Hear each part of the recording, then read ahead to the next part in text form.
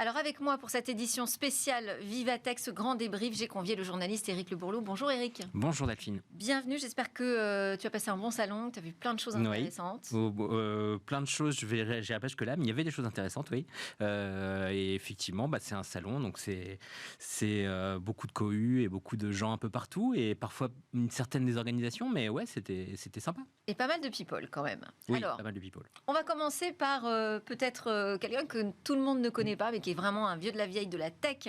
25 ans, plus de 25 ans chez Cisco Systems. John Chambers a été nommé par Emmanuel Macron il y a 6 ans comme ambassadeur de la French Tech dans le monde. Je ne sais pas si tu savais ça, Éric, mais en tout cas, j'ai eu la chance de le croiser sur le salon Vivatech et de l'interviewer. Et il s'est expliqué sur ce qu'il appelle la décennie de l'intelligence artificielle. Hello, John Chambers. Thank you very much to be in the show. It's my honor today. My goal is to make this the best interview you do at Vivatech. Wow. No pressure. So you have been the international ambassador of French Tech for the past 6 years. You are also the founder and CEO of JC2 Ventures. Mm-hmm. Previously, you served for over 25 years at the head of Cisco Systems. Mm-hmm. Such a track record, you know. Yes. So, of course, you have developed an acute vision of technological and market transitions. And today, according to you, we are currently in the decade of AI. That's right? That is correct. If you watch what I've been able to do over the last 3 decades, it's called most market transitions, from the importance of the internet to the importance of digitization to countries' future being tied.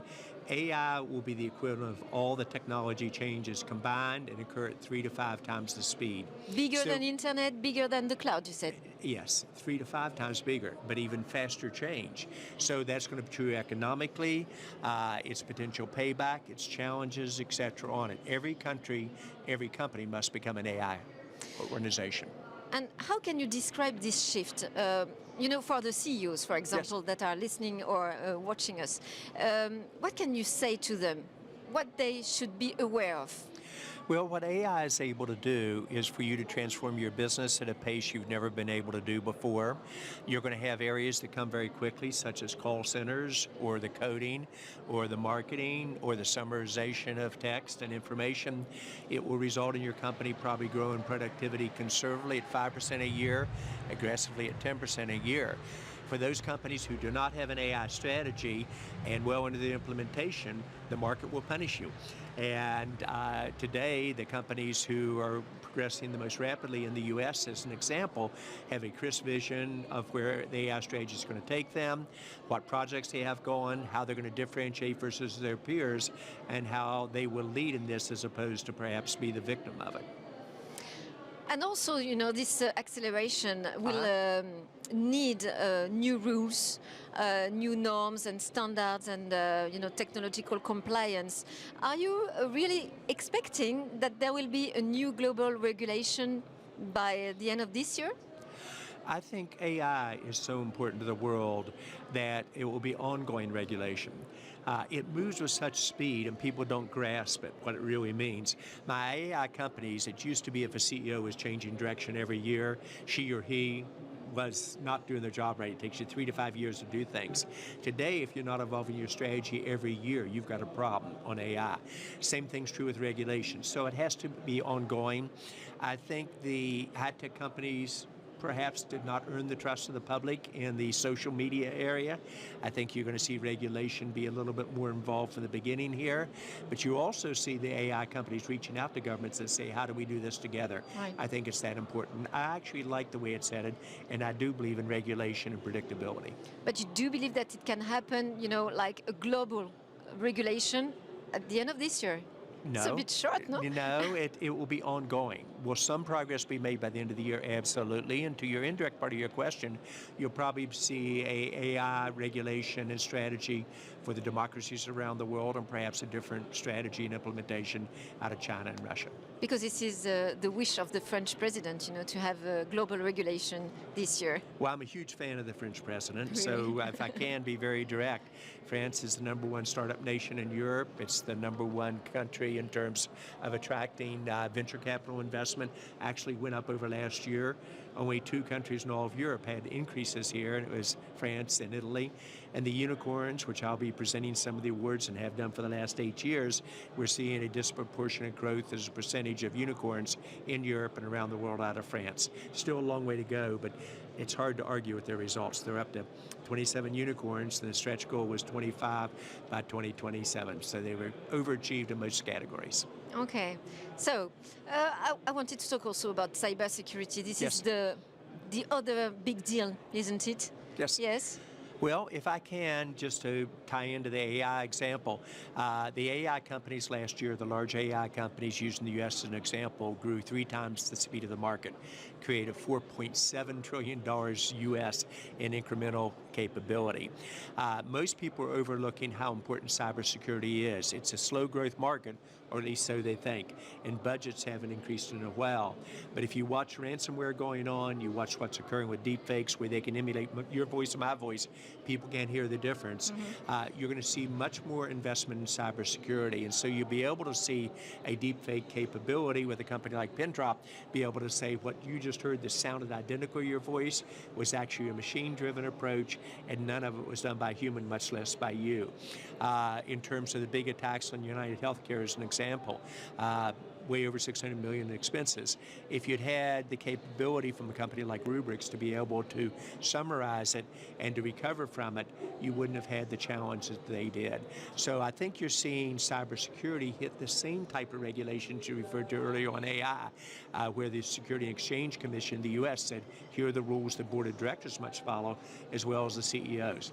So if I were a CEO today in France or listening to your comments, I would say have a great AI strategy that's well in its implementation, understand cybersecurity, perhaps dream a little bit bigger. Yes, but I noticed that you are talking about a downturn in cybersecurity market over the past months. How can you explain that? Well, the cybersecurity market's been kind of flat. Yeah. Somewhere between 1% to 3% growth. You've had companies like a Rubrik that are growing very well, or a CrowdStrike that are growing very well. I think the issue is very simple. There's only a certain amount of budget that the CIOs have that they're going to spend. Most of that budget is now being put into AI that's discretionary, and I think we've overcorrected away from cybersecurity. I think that's a big mistake. And AI can be both your solution of cybersecurity to allow you to say in a single second your voice has 8,000 samples in it. So AI can determine was that you or somebody else. Also, AI can be used very negatively in cybersecurity to create huge issues on your electrical grid, huge issues on a political year where elections are occurring, that it sounds like the person running for this office, but it really was not, etc. Okay, so the market will grow, yes? I'm betting Very 2 areas. quickly, I've got yeah. 8 startups in cybersecurity. Average growth is 50%. So I've been fortunate in what I picked. I think the market's going to accelerate off of it. I think it will also consolidate. And do you think if that... I were betting one area, I'd bet AI. Sorry, John, because the time, is running. Yes. Do you think that French tech and European startups are well positioned, I think in this market? I think we're AI and cybersecurity? I think we're making progress, but no, not as far along as we need to be. Out of the VC investments in AI this last quarter, only 12% of the investments in Europe went into AI. The U.S. that was 38% going to 50%. So I think we need to invest in both areas. In terms of France specifically, France has been very good in cybersecurity. I think they need to move even faster. Thank you, John Chambers. Thank you. My pleasure. Alors, cette décennie de l'IA, est-ce que vous êtes d'accord, Eric? Est-ce que tu es d'accord, d'ailleurs, Eric, avec cette idée que 2024, en plus, c'est vraiment une année charnière et que ceux qui ne prendront pas le virage de l'IA, vont le payer cher? En tout cas, ce qui est sûr, c'est que ça s'est accéléré là depuis 2 ans. Après, c'est vrai que l'IA, on en parle beaucoup depuis l'émergence de ChatGPT, mais en vrai, la décennie précédente était déjà sous le signe de l'IA, même si on en parlait beaucoup moins, et surtout parce qu'on parlait pas d'IA générative. Là, on parle beaucoup maintenant d'IA générative. Parce qu'on a changé d'échelle aussi. On a des IA qui sont entraînées avec des volumes de données c'est ça. En fait, il y a maintenant, le matériel est mature. Il y a maintenant des énormes data centers capables d'entraîner des modèles gigantesques. Et puis, voilà, maintenant, on est prêt, en fait, pour cette révolution-là, même s'il va falloir toujours continuer à investir sur des puces qui évoluent très très vite en plus, puisque... Alors, on a eu des annonces à Vivatech, justement, en matière d'investissement dans les puces, du côté de Scaleway, entreprise française. Ouais, en fait, ça, de toute façon, pour tous les acteurs du cloud, ça va être indispensable d'investir massivement dans ces nouvelles puces qui coûtent très cher, qui sont même parfois difficiles à obtenir, puisque en fait, Nvidia, ils ont une quantité limite de puces qu'ils peuvent produire, et en fait, les gens se battent pour les avoir. Donc, effectivement, c'est une bonne annonce de la part de Scaleway qui veut se positionner en leader en matière d'IA, et c'est plutôt bien, puisque effectivement, on est encore quand même par rapport aux géants américains à la traîne ici, quoi. C'est ça, et la question c'est est-ce que ça va suffire ? Est-ce que ça va suffire vu les besoins qu'on va avoir si on continue sur la même lancée dans les années qui viennent, non, ça suffira pas. Et est-ce qu'il faut entrer dans cette course à l'armement aussi ? On peut se poser cette question. C'est en tout cas ce que visiblement veut le gouvernement. Après, c'est vrai que c'est surtout, je pense qu'on ne peut pas passer à côté de toute façon, mais est-ce qu'on va pouvoir suivre des gens comme, des pays comme les États-Unis ? Ça me paraît quand même compliqué, puisque les investissements sont bien plus massifs, il y a beaucoup plus de data centers, beaucoup plus d'acteurs. Ça va être très compliqué d'avoir une puissance de calcul, une puissance pour la conception des modèles et une puissance ensuite pour les exploiter qui soit aussi importante qu'aux États-Unis, par exemple. Et une des clés, c'est l'investissement du capital risque, et c'est de ça aussi dont est venu parler John Chambers.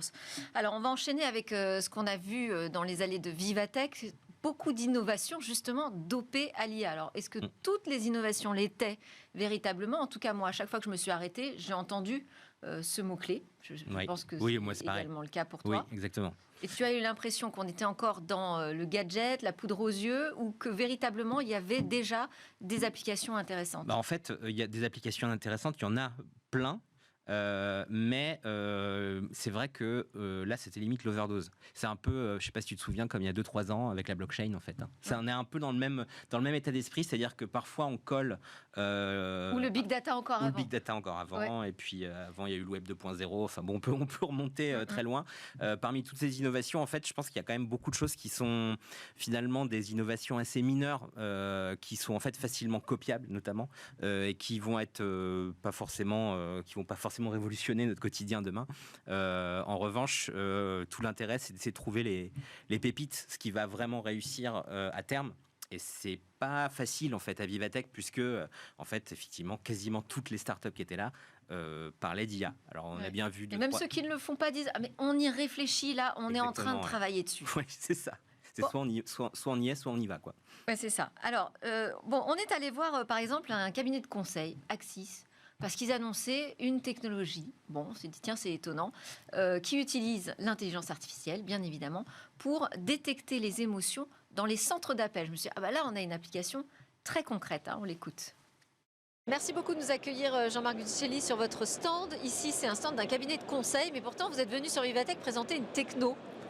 Comment ça se fait ça ? Bonjour Delphine, oui tout à fait, on a développé 3 technologies au cours de l'année dernière. Une sur le SER, c'est le Speech Emotion Recognition, c'est-à-dire la détection des émotions. C'est une technologie de reconnaissance émotionnelle qui a été réalisée à partir de conversations récupérées dans des centres d'appel. Alors expliquez-moi déjà cette démarche. Pourquoi ? Quel est l'usage auquel vous avez pensé au départ ? Alors l'usage premier, c'est d'améliorer la satisfaction client dans les centres d'appel. Et pour améliorer cette satisfaction, il faut connaître l'émotion. Et donc on a voulu développer ce système qui transcrit déjà la conversation, qui fait une synthèse de la conversation et qui va au-delà pour analyser justement cette satisfaction au travers de l'émotion. Parce qu'il y a des questionnaires de satisfaction qui permettent d'obtenir ça. Et puis en général, quand on se retrouve dans un centre d'appel, c'est parce qu'il y a quelque chose qui ne fonctionne pas, les gens sont assez énervés. Qu'est-ce que ça va vous permettre d'avoir comme traitement différent grâce à cette détection d'émotions peut-être plus fine avec l'intelligence artificielle ? En quoi ça va permettre d'améliorer le service ? Ça va permettre de travailler sur le discours des téléopérateurs. Voilà, sur leur script. Donc on va pouvoir identifier comme ça des moments dans les conversations où la personne va passer d'une humeur un peu colérique à une humeur plutôt satisfaite, et on va se dire que s'est-il passé à ce moment-là. dans la conversation. Et donc on va aller rechercher dans la conversation, ça va être le travail d'un humain, que d'aller rechercher dans la conversation quels ont été les mots qui ont été utilisés, quelle a été la réponse qui a été utilisée, et après derrière, donc on va travailler comme ça les scripts plus facilement. Alors, c'est ça qui est intéressant, hein. C'est cette utilisation a posteriori en fait, de l'intelligence artificielle pour voir à quel moment le client de l'autre côté de la ligne bascule. Qu'est-ce qu'a dit le téléopérateur pour le calmer ou au contraire qui a énervé davantage le client? On voit là, c'est intéressant parce que ça nous remet sur le sujet de l'impact de l'IA sur l'emploi, sur les métiers. Oui, tout à fait, oui. Bah, ça va être un des choses clés en fait, hein, parce que ça peut paraître être une innovation, on va dire, qui ne concerne que les centres d'appel, mais en vrai, tout ça, ça peut concerner beaucoup plus de gens. Et ça, c'est une innovation parmi plein qui vont dans le même sens. En fait. Du management par l'algorithme. Exactement, ce qui peut être un peu flippant. Hein. Carrément. Je voulais aussi partager avec vous une autre innovation qu'on a découverte dans les salons, qui utilise l'intelligence artificielle, mais alors là, pour quelque chose de vraiment hyper pratique pour nous tous au quotidien. C'est un masque de chuchotement. Je suis en compagnie de Stéphane Hersen, qui est le fondateur CEO de SkyTid. SkyTid, start-up de Toulouse, venu sur Vivatech présenter un deuxième produit, une deuxième innovation. C'est un masque de chuchotement. Expliquez-nous, Stéphane. Le produit que je porte, c'est ce qu'on appelle un casque de chuchotement. Donc ce qu'on voit, simplement le petit micro ici. Voilà. Qui va me permettre de récupérer en fait le son de ma voix, mais vraiment parler d'une façon très très basse, voire le murmure, et qui va me permettre de faire des appels silencieux dans n'importe quelle circonstance. Donc c'est pensé pour une utilisation, vous dites dans l'avion, dans un TGV. Voilà, imaginons que vous êtes dans un avion, dans un TGV, vous souhaitez faire un appel silencieux. À tout moment, vous allez pouvoir parler et faire une bulle de son de quelques dizaines de centimètres, puisque seul le micro va prendre les quelques centimètres cubes qui vont être devant ma bouche, le restaurer par intelligence artificielle et renvoyer à l'interlocuteur qui va être bien sûr au sol l'intégralité de nos discussions sans le déranger. Alors, ils appellent ça un masque, mais en vrai, ce qui est super, c'est que c'est juste un micro, hein, oui, c'est pas un masque. J'ai eu peur au début. Madonna, qui permet de chuchoter comme ça. Quand on est dans l'avion, par exemple, ça va supprimer les bruits ambiants, ça va uniquement traiter le bruit de notre voix, on va pouvoir chuchoter sans être entendu par le voisin. Et de l'autre côté, pour l'écoute, on utilise n'importe quel cas, ça marche avec tout, c'est compatible avec tout. Bon, application intéressante. Ouais. On ne va pas s'étendre davantage, on va partir du côté de chez Microsoft, parce que là, il y avait une annonce importante avec l'arrivée de nouveaux PC, des copilotes plus. Alors, on a récupéré quelques images et on a eu des démonstrations. De quoi il s'agit précisément? Allez, Eric. Alors, en fait, c'est un nouveau type de PC pour Microsoft. Alors, Microsoft, on se connaît très bien Microsoft par le biais de Windows. Eh bien, grâce à ces nouveaux PC, Microsoft veut les faire entrer, les PC et Windows, dans l'ère de l'IA. Et donc, ces PC, donc là, on en voit un, mais effectivement, il y en a plein, il y en a plusieurs, et notamment les premiers qui vont sortir, ce seront des PC Microsoft Surface, mais il y a aussi beaucoup d'acteurs du monde PC, en fait, qui s'y mettent, hein, tous les gros noms, Asus, Dell, Acer, enfin tous ces gens-là vont créer des PC de ce genre. C'est différent d'utiliser un service comme ChatGPT à distance. En fait, là, tout va se passer en local. C'est pour ça qu'il faut des machines qui soient préparées pour ça. En fait, tout repose sur une puce qui a été conçue par Qualcomm pour l'instant, même si Intel va arriver dessus aussi dans pas si longtemps.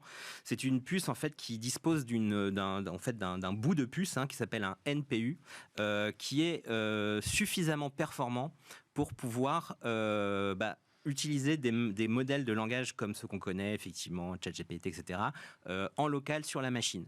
Donc ça permet d'activer des fonctions qu'on n'avait pas précédemment sur les ordinateurs en local, sans connexion à Internet, donc sans interrogation du cloud.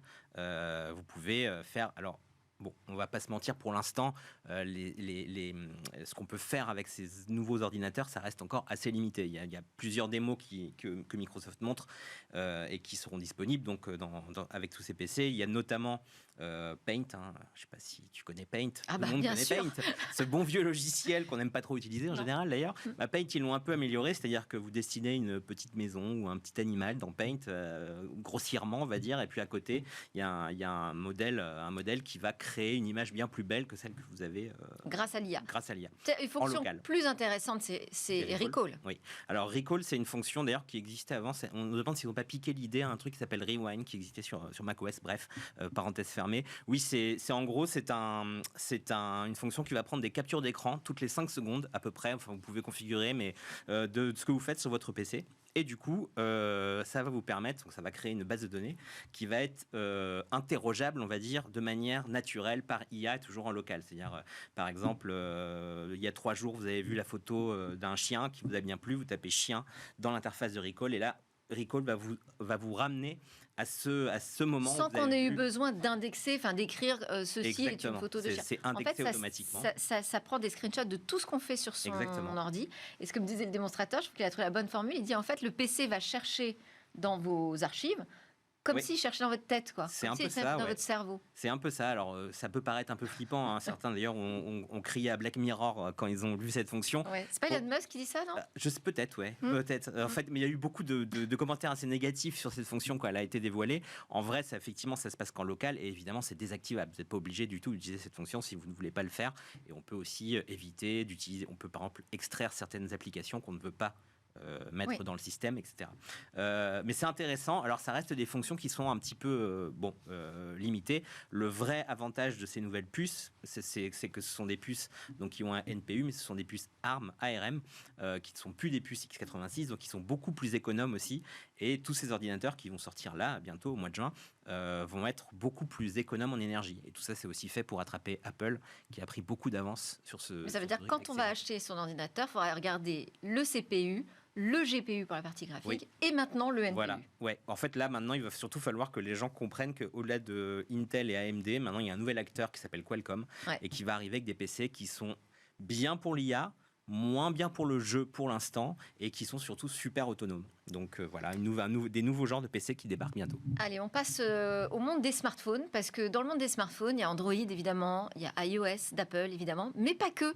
Hein, il y a aussi iOS, ça s'écrit EOS, et là c'est un système mobile open source, donc qui repose sur du logiciel libre et qui est très soucieux de protéger notre vie privée. On est allé à la rencontre de Gaël Duval qui nous a expliqué en quoi consistait ce système et surtout sa V2 qui était présentée à Vivatech. Je suis en compagnie de Gaël Duval, le fondateur de Murena, qui propose un smartphone différent des smartphones Android ou iOS d'Apple, qui est respectueux de la vie privée. On va voir comment et pourquoi c'est important, et qui est basé sur un système open source, logiciel libre. Il s'appelle iOS, mais ça s'écrit EOS. Et là, aujourd'hui, sur Vivatech, Gaël, vous présentez la V2. Eh ben c'est ça, c'est la V2 qu'on vient de lancer la semaine dernière et qui en fait cristallise toutes les nouveautés qu'on y a ajoutées depuis plusieurs mois, aussi bien en termes d'expérience utilisateur avec une nouvelle interface, mais aussi au niveau fonctionnel puisqu'on a un nouveau module qui permet de protéger la vie privée. On le rend très concret parce que dans notre interface utilisateur, on a ajouté un petit module qui permet de visualiser très facilement le nombre des traceurs applicatifs qui sont coupés par notre système. Et en fait, c'est assez colossal. Mais alors, donc ce système, il est sur une base Android pour ceux qui seraient un petit peu perdus ou effrayés de tester un nouveau système d'exploitation. On n'est pas complètement perdu dans l'interface. Non, c'était vraiment pour nous un truc hyper important, c'est d'offrir une interface utilisateur qui soit vraiment très facile à appréhender, que n'importe qui puisse appréhender. On n'ajoute pas de nouveautés dans la manière d'utiliser le smartphone et en plus on reste compatible avec toutes les applications mobiles déjà existantes.